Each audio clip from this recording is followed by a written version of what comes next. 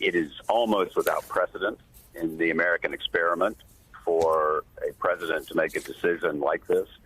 I think it tells us an enormous amount about the character of the incumbent.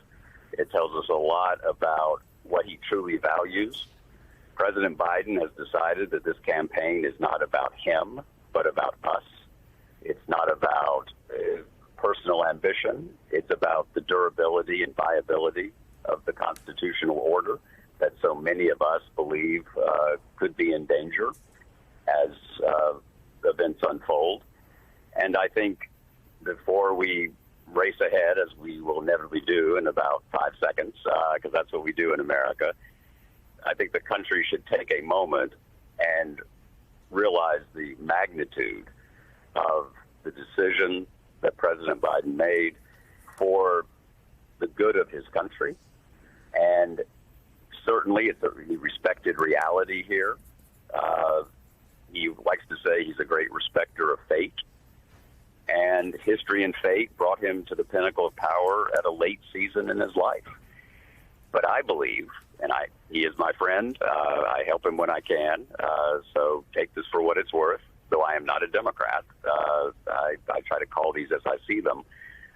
I think he stood in the breach for us at a moment of creeping autocracy that was the creeping might be threatening to come into galloping. And he brought that set of skills, he brought that sensibility to the American arena at a critical moment in the life of the nation. And he has put the life of the nation above his own political, individual ambition. And I think that is a remarkable thing that we should acknowledge and honor. Absolutely. This is the first time in 56 years, since 1968, that a major party will nominate a presidential candidate that didn't enter any primaries. Most of us, I certainly haven't been through a situation like this. I'm 40 years old, so I missed it by 16 years. It's going to be one of those moments that entire chapters, entire books, if you're studying American history, will be written about. How will Joe Biden be seen 56 years from now? What will have been written about him and what he did in this moment? President Biden has remember how this drama started, Katie. We were a nation in the grips of a global pandemic.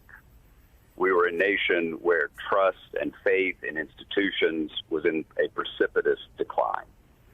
We were coming through an era where so many people believed that the American experiment, the American consensus, which is not always commensurate to our problems, but a consensus that really had shaped us from Franklin Roosevelt through President Reagan, through President Obama, a world in which we saw politics as a means of resolving problems as opposed to going to total cultural war every single day. That consensus was facing an existential crisis. And President Biden, who beginning in his 20s, entered the public arena, a border state politician, right? Delaware is a complicated, small state, but complicated. A Roman Catholic part of the 20th century world. He learned the ways and means of the Senate. He learned the ways and means of America, and learned the world as a foreign policy guy.